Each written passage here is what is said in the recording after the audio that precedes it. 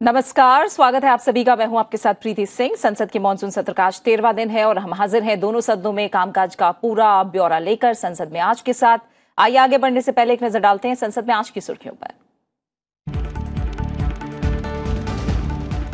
अनिवार्य रक्षा सेवा विधेयक 2021 पर आज राज्यसभा में होगा विचार। रक्षा मंत्री राजनाथ सिंह रखेंगे चर्चा और पारित करने का प्रस्ताव। रक्षा प्रतिष्ठानों में गैर कानूनी हड़ताल, लॉकआउट और छटनियों पर सजा के प्रावधान। लोकसभा से पारित एनसीआर और आसपास के इलाकों में वायु की गुणवत्ता प्रबंध के लिए आयोग विधेयक 2021 पर भी होगी चर्चा।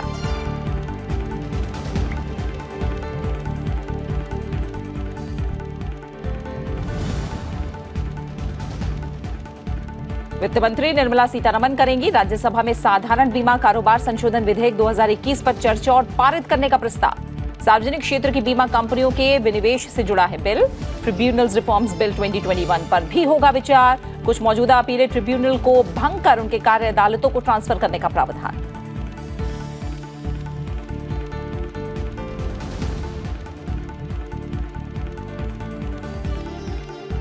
लोकसभा में आज केंद्रीय विश्वविद्यालय संशोधन विधेयक 2021 होगा पेश। लद्दाख में केंद्रीय विश्वविद्यालय की स्थापना का प्रावधान। केंद्र शासित प्रदेश में उच्च शिक्षा की गुणवत्ता में होगा सुधार। केंद्रीय विश्वविद्यालय अधिनियम 2009 में होगा संशोधन।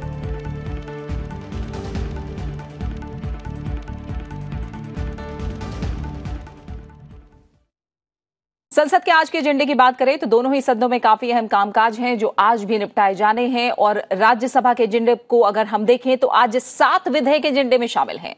जनजातीय मामलों के मंत्री अर्जुन मुंडा संविधान अनुसूचित जनजातियां आदेश संशोधन विधेयक 2021 पर चर्चा और पारित करने का प्रस्ताव करेंगे। पर्यावरण, वन और जलवायु परिवर्तन मंत्री भूपेंद्र यादव राष्ट्रीय राजधानी क्षेत्र और निकटवर्ती क्षेत्रों में वायु क्वालिटी प्रबंध आयोग विधेयक 2021 चर्चा और पारित करने का प्रस्ताव करेंगे। रक्षा मंत्री राजनाथ सिंह अनिवार्य रक्षा सेवा विधेयक 2021 पर चर्चा और पारित करने का प्रस्ताव करेंगे। सदन में राष्ट्रीय राजधानी क्षेत्र और निकटवर्ती क्षेत्रों में वायु क्वालिटी प्रबंध आयोग विधेयक 2021 और अनिवार्य रक्षा सेवा विधेयक 2021 को लेकर कई सदस्य परिनियत संकल्प पेश करेंगे। वहीं वित्त राज्य मंत्री पंकज चौधरी विनियोग संख्यांक 4 विधेयक 2021 और विनियोग संख्यांक 3 विधेयक 2021 पर विचार और लौटाए जाने का प्रस्ताव करेंगे। वित्त मंत्री निर्मला सीतारमण साधारण बीमा कारोबार राष्ट्रीयकरण संशोधन विधेयक 2021 और अधिकरण सुधार विधेयक 2021 को चर्चा और पारित करने का प्रस्ताव करेंगी। अधिकरण सुधार विधेयक 2021 को लेकर कई सदस्य परिनियत संकल्प पेश करेंगे। कार्मिक, लोक शिकायत और पेंशन मंत्री डॉक्टर जितेंद्र सिंह मंत्रालय की 2021-22 के अनुदान मांगों के संबंध में संसदीय स्थायी समिति के 106वें प्रतिवेदन में की गई सिफारिशों के कार्यान्वयन की स्थिति के बारे में बयान देंगे। रक्षा राज्य मंत्री अजय भट्ट मंत्रालय की 2019-20 और 2020-21 के अनुदान मांगों के साथ दूसरे जुड़े मुद्दों पर बयान देंगे। शिक्षा राज्य मंत्री डॉक्टर सुभाष सरकार मंत्रालय के 322वें और 324वें प्रतिवेदन में संसदीय समिति की ओर से की गई सिफारिशों के कार्यान्वयन की स्थिति के बारे में बयान देंगे।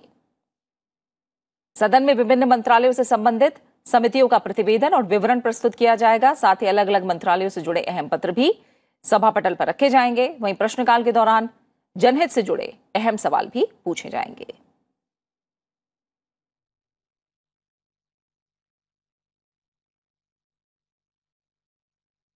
फिलहाल सीधा रुख करेंगे संसद भवन परिसर में। मेरे साथ मौजूद है मेरी सहयोगी कृति मिश्रा। कृति, आज हम उच्च सदन के एजेंडे की बात करें। मानसून सत्र का 13वां दिन है और आज अभी तक हम देखें तो सबसे लंबा लिस्टेड कामकाज आज दिख रहा है। विधायी कामकाज के लिहाज से भी देखें तो 7 विधेयक आज लिस्टेड है राज्यसभा के एजेंडे में। किस तरह की संभावनाएं?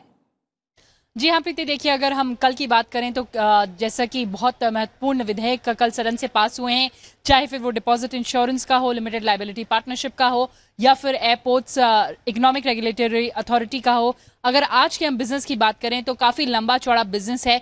इसके अलावा कई महत्वपूर्ण सवाल हैं जो सांसद सरकार से पूछेंगे। और आज का दिन क्योंकि थर्सडे है तो प्रधानमंत्री कार्यालय से जुड़े विभाग हैं, जो डिपार्टमेंट हैं, चाहे फिर वो स्पेस हो, एटॉमिक एनर्जी हो या फिर डेवलपमेंट ऑफ नॉर्थ ईस्ट हो, उस पर भी जो सांसद हैं वो सरकार से सवाल पूछेंगे। इसके अलावा इलेक्ट्रॉनिक्स, इंफॉर्मेशन टेक्नोलॉजी और साथ ही साथ एक्सटर्नल अफेयर्स मंत्रालय से जुड़े भी सवाल आज पूछे जाएंगे। कई महत्वपूर्ण सवाल हैं, जैसे कि जो लोकपाल एक्ट है उसके तहत किस तरह की नियुक्तियां हुई हैं, इसके अलावा जो गल्फ कंट्रीज से भारतीय वापस आ रहे हैं उनके लिए सरकार क्या कर रही है। तो इन सभी महत्वपूर्ण मुद्दों पर जो सांसद हैं आज सरकार से सवाल पूछेंगे।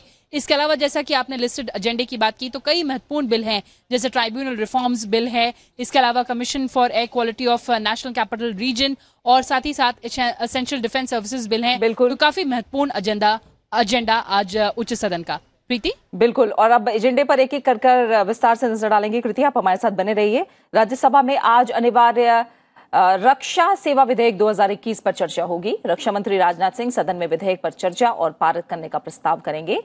ये विधेयक केंद्र सरकार की आवश्यक रक्षा सेवाओं से जुड़ी इकाइयों में हड़ताल, तालाबंदी और छटनी पर प्रतिबंध लगाने की अनुमति देता है।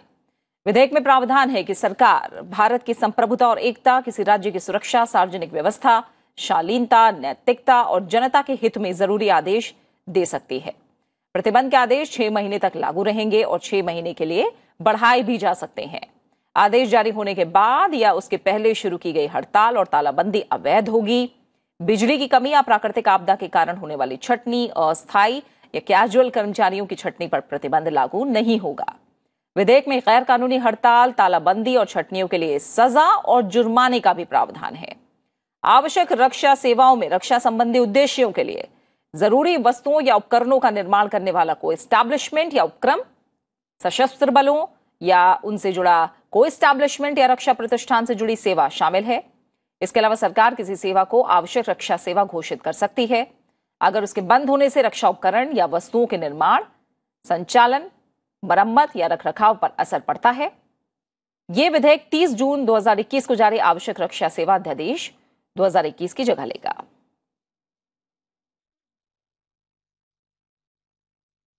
प्रीति, जैसा हम जान रहे हैं कि अब जो दिन है मॉनसून सत्र को लेकर वो कम बचे हैं और जैसे हम लिस्टेड एजेंडा भी देख रहे हैं, काफी जरूरी लिस्टेड एजेंडा है और कुछ ऐसे बिल हैं जिनको अध्यादेश की जगह भी लेनी है और जिसमें से एक अनिवार्य रक्षा सेवा विधेयक 2021 भी है। आज चर्चा इस पर होनी है राज्यसभा में, इसे लेकर के आसार। जी हाँ प्रीति, देखिए जैसा कि आपने बताया कि ये विधेयक जो है वो ऑर्डिनेंस की जगह लेगा। लगातार सरकार कहती आई है कि रक्षा क्षेत्र में भारत को आत्मनिर्भर होना है, तो ऐसे में जितने भी ऑर्डिनेंसेस फैक्ट्री हैं उस पर तालाबंदी पर प्रतिबंध का इसमें प्रावधान है। देखिए अगर हम पूरे देश की बात करें तो तकरीबन 70,000 एम्प्लॉयज हैं ऑर्डिनेंस फैक्ट्रीज में और 40 के करीब ऑर्डिनेंस फैक्ट्रीज हैं। तो इसमें लगातार प्रोडक्शन चलता रहे। जो इंडस्ट्रियल यूनिट है, चाहे फिर वो भारत की इंटेग्रिटी के लिए हो या सॉवरेनिटी के लिए हो या फिर प्रोटेक्शन के लिए हो, सरकार पहले ही साफ कर चुकी है कि जितने भी कर्मचारी हैं उनका जो हित है उसको ध्यान में रखा जाएगा। तो इस हिसाब से जो भारत का डिफेंस है उसके लिहाज से बेहद महत्वपूर्ण बिल आज जिस पर हमको चर्चा देखने को मिल सकती है। प्रीति, बिल्कुल कृति, बने रहिए। आगे जो विधायी कामकाज है फिलहाल उस पर भी आपसे हम जानकारी विस्तार से लेंगे। राज्यसभा में आज साधारण बीमा कारोबार संशोधन विधेयक 2021 पर चर्चा होगी। वित्त मंत्री निर्मला सीतारमण विचार और पारित किए जाने का प्रस्ताव करेंगी। इसमें सार्वजनिक क्षेत्र की बीमा कंपनियों के विनिवेश का प्रावधान है। बिल के पारित होने से सार्वजनिक क्षेत्र की बीमा कंपनियों में अधिक निजी भागीदारी को सुगम बनाने का मार्ग खुलेगा। साथ ही सरकारी बीमा कंपनियों के तेजी से विकास के लिए निजी क्षेत्र से इन्हें धन और तकनीकी मदद मिलेगी। विधेयक पारित होने पर साधारण बीमा कारोबार राष्ट्रीयकरण अधिनियम 1972 में संशोधन होगा।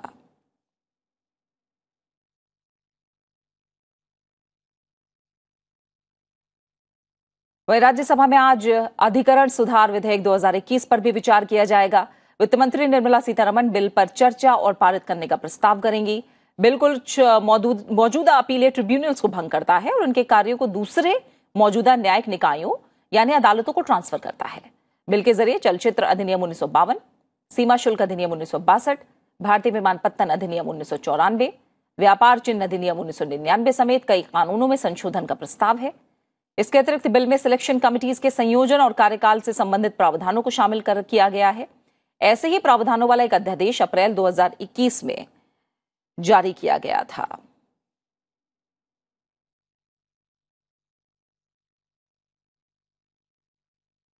प्रीति, आगे हम देख रहे हैं साधारण बीमा कारोबार संशोधन विधेयक 2021 और साथ ही राज्यसभा में आज अधिकरण सुधार विधेयक 2021, ये दोनों शामिल हैं जिन पर विचार किया जाना है, चर्चा की जानी है। इन दोनों बिलों में किस तरह के प्रावधान हैं? जी हाँ प्रीति, देखिए अगर सबसे पहले इंश्योरेंस की बात की जाए तो लगातार सरकार कहती आई है कि इंश्योरेंस पेनिट्रेशन जो भारत में काफी कम है उसको बढ़ाना है।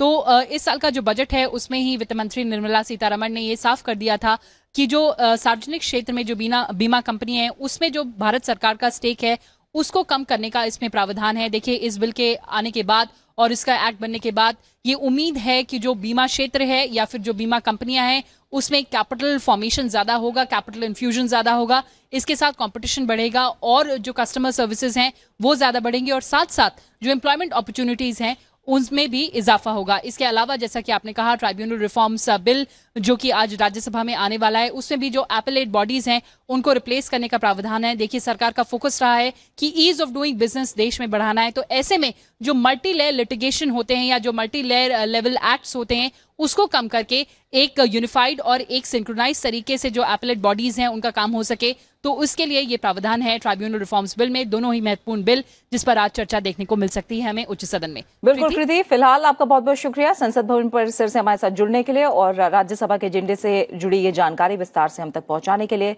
आगे लिस्टेड एजेंडे की बात करते हैं। राज्यसभा में ही वित्त राज्य मंत्री पंकज चौधरी विनियोग संख्यांक 4 विधेयक 2021 और विनियोग संख्यांक 3 विधेयक 2021 को विचार और लौटाए जाने का प्रस्ताव करेंगे। लोकसभा से दोनों विधेयकों को मंजूरी मिल चुकी है। विनियोग विधेयक सरकार को किसी वित्तीय वर्ष के दौरान खर्चों की पूर्ति के लिए भारत की संचित निधि से धनराशि निकालने की शक्ति देता है। संविधान के अनुच्छेद 114 के मुताबिक सरकार संसद की मंजूरी से ही संचित निधि से धनराशि निकाल सकती है, जिसका इस्तेमाल वित्तीय वर्ष के दौरान अतिरिक्त खर्चों को पूरा करने के लिए किया जाता है।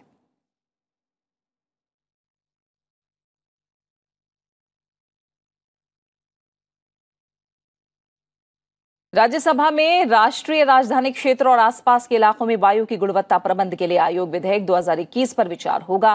पर्यावरण, वन और जलवायु मंत्री भूपेंद्र यादव लोकसभा से पारित इस बिल पर विचार और पास करने का प्रस्ताव करेंगे। इससे राष्ट्रीय राजधानी क्षेत्र और आसपास के इलाकों में वायु गुणवत्ता से संबंधित समस्याओं के बेहतर समन्वय, अनुसंधान और समाधान करने के लिए आयोग के गठन का प्रावधान है। विधेयक में सिलेक्शन कमेटी, आयोग के कामकाज, आयोग की शक्तियों के बारे में प्रावधान है। आयोग के आदेशों का उल्लंघन करने पर कैद या जुर्माना या दोनों भुगतने पड़ सकते हैं। आयोग के सभी आदेशों के खिलाफ अपील की सुनवाई नेशनल ग्रीन ट्रिब्यूनल द्वारा की जाएगी। राष्ट्रीय राजधानी क्षेत्र और निकटवर्ती इलाकों में वायु गुणवत्ता प्रबंधन के लिए आयोग अध्यादेश 2021 को 13 अप्रैल 2021 को जारी किया गया था।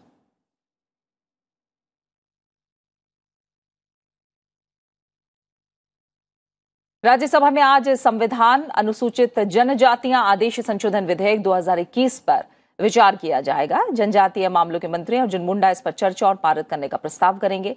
इसमें अरुणाचल प्रदेश की जनजातियों की सूची को संशोधन करने का प्रस्ताव है। विधेयक संविधान अनुसूचित जनजातियां आदेश 1950 में संशोधन का प्रस्ताव करता है।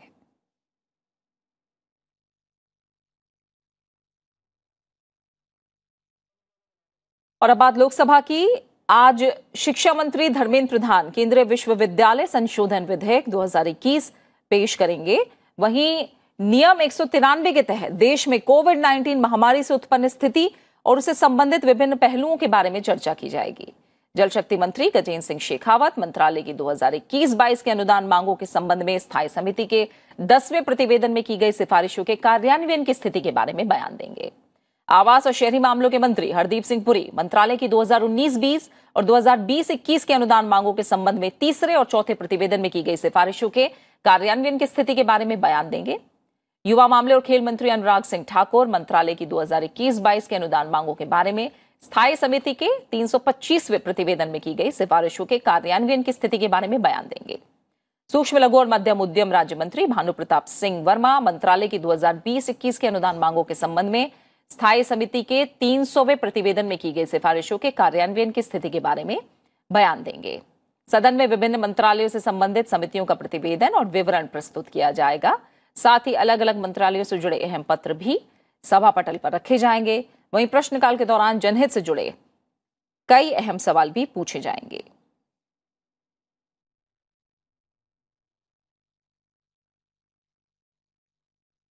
मेरे सहयोगी नवविक्रम सिंह संसद भवन परिसर से मेरे साथ इस समय जुड़ चुके हैं। नवविक्रम, लोकसभा के आज के एजेंडे को देखें, 13वां दिन है मॉनसून सत्र का। किस तरह का कामकाज, किस तरह की संभावनाएं लोकसभा में आज?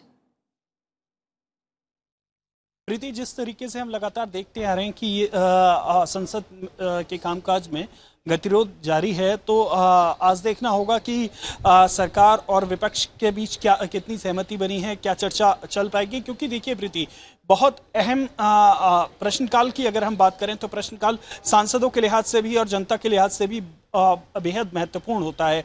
ऐसे में कई ऐसे सवाल हैं जिसका जवाब जनता सुनना चाहती है। इसके अलावा अगर 193 को देखें, पिछले 3-4 दिन से हम देख रहे हैं प्रीति कि 193 जो कोविड की सेकेंड वेव थी उसके बाद की स्थितियां, या कोविड की सेकेंड वेव के दौरान, या कोविड को लेकर आगे क्या रोड मैप है सरकार का, इस पर एक बहुत अच्छी चर्चा हमें सुनने को मिल सकती है। लेकिन पिछले 3-4 दिन से ये कार्यसूची में लिस्ट होने के बावजूद भी अभी तक इस पर कोई खास काम नहीं हो पा रहा है, चर्चा नहीं हो पा रही है।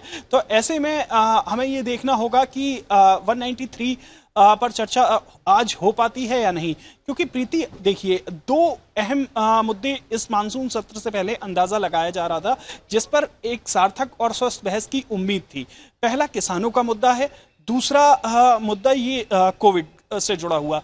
लेकिन अगर हम देखें तो मानसून सत्र के एक दिन पहले एक रिपोर्ट आती है पेगासस से जुड़ी हुई, उसको लेकर सदन लगातार नहीं चल पा रहा है। तो और इस वजह से ये दोनों मुद्दे हाशिए पर चले गए हैं प्रीति, और इन मुद्दों पर देश और साथ ही संसद में एक स्वस्थ बहस की उम्मीद थी जो अभी तक नहीं हो पा रहा है। बिल्कुल बिल्कुल, लेकिन जो एजेंडा लिस्टेड है जाहिर तौर पर उस पर हम डिटेल में विस्तार से बात करेंगे। आप नविक्रम हमारे साथ बने रहिए।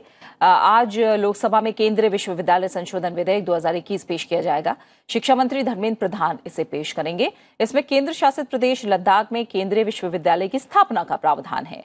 इसकी स्थापना 750 करोड़ रुपए की लागत आने का अनुमान लगाया जा रहा है। केंद्रीय विश्वविद्यालय की स्थापना से इस क्षेत्र में क्षेत्रीय असंतुलन को कम करने और केंद्र शासित प्रदेश में उच्च शिक्षा की गुणवत्ता में सुधार करने में मदद मिलेगी। लेह और कारगिल क्षेत्रों पर विश्वविद्यालय का अधिकार क्षेत्र होगा। विश्वविद्यालय लद्दाख के समग्र विकास और विकास को एक तरह से बढ़ावा देगा। केंद्रीय विश्वविद्यालय अधिनियम 2009 में संशोधन किया जाएगा।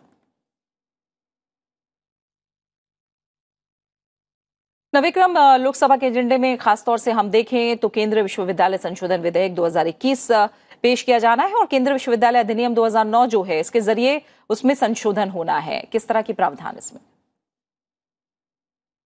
प्रीति देखिए, इस विधेयक की बात करें तो ये खास तौर पर देश के सबसे सुदूर इलाके में, यानी लद्दाख, जहां की क्लाइमेटिक जो कंडीशन है वो उतनी खास तौर पर चुनौतीपूर्ण है। तो ये उस क्षेत्र के लिहाज से बेहद अहम विधेयक है प्रीति। हम देखें 2018 से पहले वहाँ कोई ऐसा संस्थान, ऐसी यूनिवर्सिटी नहीं थी लद्दाख के लोगों को अगर उच्च शिक्षा हासिल करनी है तो घंटों का सफर करना पड़ता था, या तो कश्मीर के लिए या जम्मू के लिए।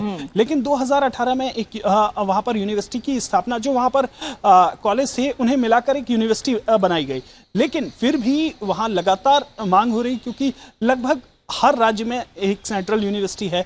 ऐसे में लद्दाख में ये बहुत पुरानी मांग है कि वहाँ पर एक सेंट्रल यूनिवर्सिटी बनाई जाए, और ये सेंट्रल यूनिवर्सिटी की मांग यहाँ पर पूरी होने जा रही है। और ये एक अपने आप में बहुत बड़ा कदम माना जा सकता है, क्योंकि लद्दाख की अगर बात करें प्रीति, चाहे वो मेडिकल शिक्षा के क्षेत्र में हो या फिर और दूसरे जो डेवलपमेंट के काम हो, लद्दाख हमेशा जब तक कि जम्मू कश्मीर राज्य था और वो उसमें जुड़ा हुआ था, तब लद्दाख हमेशा हाशिए पर रहा।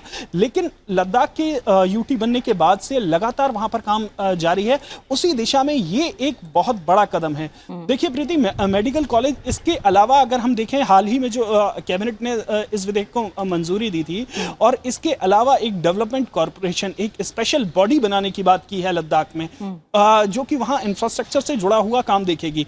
तो ये आज का दिन लद्दाख के लिहाज से बेहद अहम होगा, क्योंकि बहुत पुरानी मांग है लद्दाख की यूनिवर्सिटी की और सेंट्रल यूनिवर्सिटी की। उनकी ये मांग आज अगर ये विधेयक पारित होता है तो जल्द ही पूरा होने की उम्मीद है। बिल्कुल। इसी के साथ फिलहाल नविक्रम, आपका बहुत बहुत शुक्रिया इस तमाम जानकारी को विस्तार से हम तक पहुंचाने के लिए। और अब हम रुख करेंगे प्रश्नकाल का। राज्यसभा में आज प्रश्नकाल के दौरान प्रधानमंत्री कार्यालय, संचार, उत्तर पूर्वी क्षेत्र विकास, शिक्षा, इलेक्ट्रॉनिकी और सूचना प्रौद्योगिकी, विदेश, विधि और न्याय, कार्मिक लोक शिकायत और पेंशन, योजना, अंतरिक्ष, सांख्यिकी और कार्यक्रम कार्यान्वयन, वस्त्र, जनजातीय कार्य, महिला और बाल विकास मंत्रालय से जुड़े सवाल पूछे जाएंगे। एक नजर कुछ अहम सवालों पर। राज्यसभा में प्रश्नकाल की शुरुआत शिक्षा मंत्रालय से जुड़े सवाल से होगी। सांसद राजेंद्र गहलोत केंद्रीय विद्यालयों और जवाहर नवोदय विद्यालयों में स्मार्ट क्लास प्रणाली योजना को लेकर सवाल पूछेंगे। सांसद हरनाथ सिंह यादव राष्ट्रीय अनुवाद मिशन को लेकर प्रश्न करेंगे। सांसद डेरेक ओब्रायन कोविड-19 के कारण बच्चों की सीखने की क्षमता के प्रभावित होने को लेकर प्रश्न करेंगे। सांसद टीजी वेंकटेश शिक्षा के डिजिटलीकरण को लेकर सवाल पूछेंगे। सांसद जीवीएल नरसिम्हा राव उत्तर प्रदेश, आंध्र प्रदेश और तेलंगाना की अलग अलग योजनाओं के तहत निधियों के आवंटन और उपयोग किए जाने को लेकर सवाल पूछेंगे।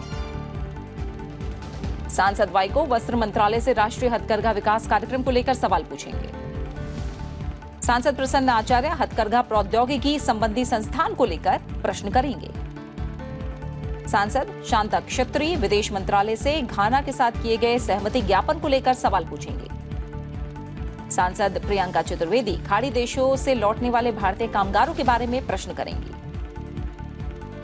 सांसद डॉक्टर अमर पटनायक प्रधानमंत्री कार्यालय से लोकपाल अधिनियम के अंतर्गत नियुक्ति को लेकर सवाल पूछेंगे। सांसद अनिल देसाई कश्मीर की यात्रा के लिए एलटीसी पैकेज के बारे में प्रश्न करेंगे।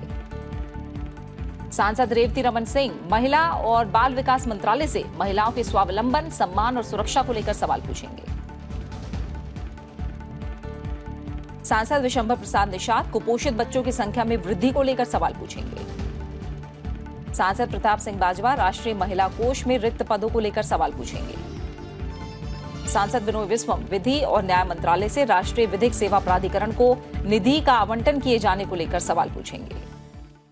वहीं लोकसभा में आज प्रश्नकाल के दौरान नागर विमानन, आवासन और शहरी कार्य, जल शक्ति, सूक्ष्म लघु और मध्यम उद्यम, अल्पसंख्यक कार्य, नवीन और नवीकरणीय ऊर्जा, पत्तन, पोत परिवहन और जलमार्ग, विद्युत, सड़क परिवहन और राजमार्ग, युवा कार्यक्रम और खेल मंत्रालय से जुड़े सवाल पूछे जाएंगे। एक नजर कुछ अहम सवालों पर। लोकसभा में प्रश्नकाल की शुरुआत जल शक्ति मंत्रालय से जुड़े सवाल से होगी। सांसद विष्णुदत्त शर्मा दौधन बांध के निर्माण को लेकर प्रश्न पूछेंगे। सांसद राजा मार्कंडेय नदी पर बांध के निर्माण को लेकर प्रश्न करेंगे। सांसद प्रज्वल रेवन्ना मेकेदातु बहुउद्देशीय परियोजना को लेकर सवाल पूछेंगे। सांसद उपेंद्र सिंह रावत उत्तर प्रदेश से प्रस्ताव को लेकर प्रश्न करेंगे। सांसद लावू श्री कृष्णा देव रायालू कृष्णा नदी प्रबंधन बोर्ड की अधिसूचना को लेकर सवाल पूछेंगे। सांसद सुरेश पुजारी विद्युत मंत्रालय से एनटीपीसी द्वारा निगमित सामाजिक दायित्व के अंतर्गत व्यय की गई निधियों को लेकर प्रश्न करेंगे। सांसद सौगत रॉय विद्युत वितरण के निजीकरण को लेकर सवाल करेंगे। सांसद जयदेव गल्ला पत्तन, पोत परिवहन और जलमार्ग मंत्रालय से सागरमाला कार्यक्रम के अंतर्गत परियोजनाओं को लेकर सवाल पूछेंगे। सांसद एमके राघवन पत्तनों के उन्नयन को लेकर प्रश्न करेंगे। सांसद महुआ मोइत्रा नागर विमानन मंत्रालय से विमानपत्तनों का सरकारी निजी भागीदारी मॉडल के अंतर्गत अधिग्रहण को लेकर सवाल पूछेंगे। सांसद Sajda Ahmed flying training institute की स्थापना को लेकर प्रश्न करेंगी। सांसद एनके प्रेमचंद्रन विमानन उद्योग के लिए प्रोत्साहन पैकेज को लेकर सवाल पूछेंगे। सांसद डॉक्टर गदम रंजीत रेड्डी नागर विमानन अनुसंधान केंद्र के निर्माण को लेकर प्रश्न करेंगे। सांसद धैर्यशील संभाजीराव माणे सड़क परिवहन और राजमार्ग मंत्रालय से महाराष्ट्र में राष्ट्रीय राजमार्गों के सुधार को लेकर सवाल पूछेंगे। सांसद जुएल ओराम केंद्रीय सड़क और अवसंरचना निधि के अंतर्गत सड़कों के विकास को लेकर प्रश्न करेंगे। और इसी के साथ संसद में आज में फिलहाल इतना ही। ठीक 11 बजे से आप देख सकते हैं राज्यसभा की कार्यवाही का सीधा प्रसारण। नमस्कार।